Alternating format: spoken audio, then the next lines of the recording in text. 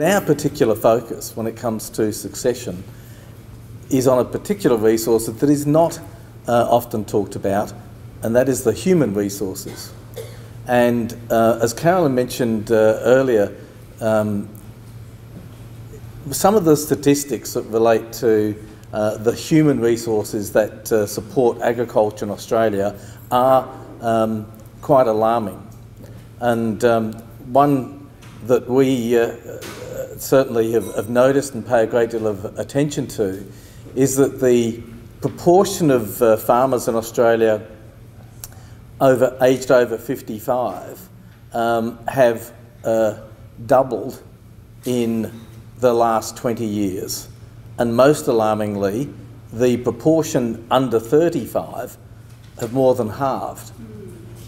So, we have to be very cognizant of the fact that, yes, land resources are critical, so are water resources, but so are human resources as well.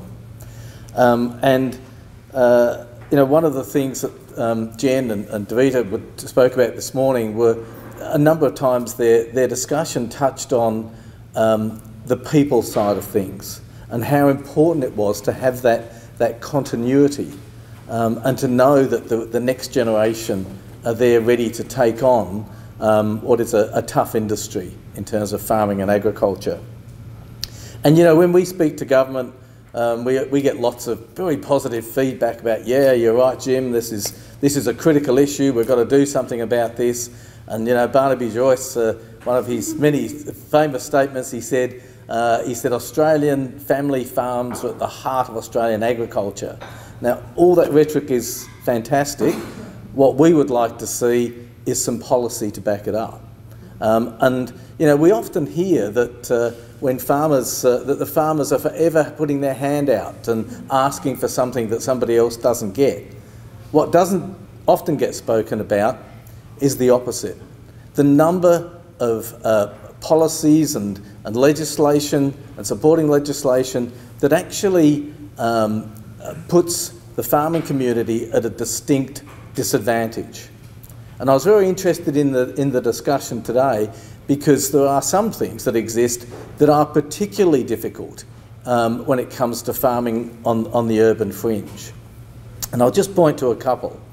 One of the great inhibitors in trying to move assets to the next generation is capital gains tax.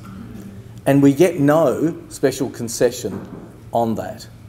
So we have to look around to wherever we can reduce those costs. And one of the most important areas are the concessions that are given to small businesses. They are critical in trying to reduce the impost of that tax burden. And one of the problems is that the thresholds that have been entrenched in legislation have not changed for years and years and years. And even recently, when the government increased the threshold, as you probably remember, to a definition of a small business to 10 million, they decided when it came to capital gains tax, that might cost too much, so they kept that back to what it was. And so the threshold for the asset side is $6 million. And I can tell you that it doesn't take a lot when you're on the urban fringe for property values to exceed $6 million. And that can have a huge impact when it comes to, as I say, the tax burden that emerges when you try and transfer assets to the next generation. So, and a similar situation applies when we're looking at the other end of the scale to the access to the age pension. Superannuation levels in agriculture are the worst by far of any industry. And one of the problems when people are accessing the age pension is that you can have a $10 million house looking out over Sydney Harbour and you can still get the age pension. But when you have land around you that you needed to survive on to be able to run your business, that's counted against you. And so we see many tragic circumstances where people are unable to access benefits that if people were living in the city, they'd be walking up, marching up and down the streets about.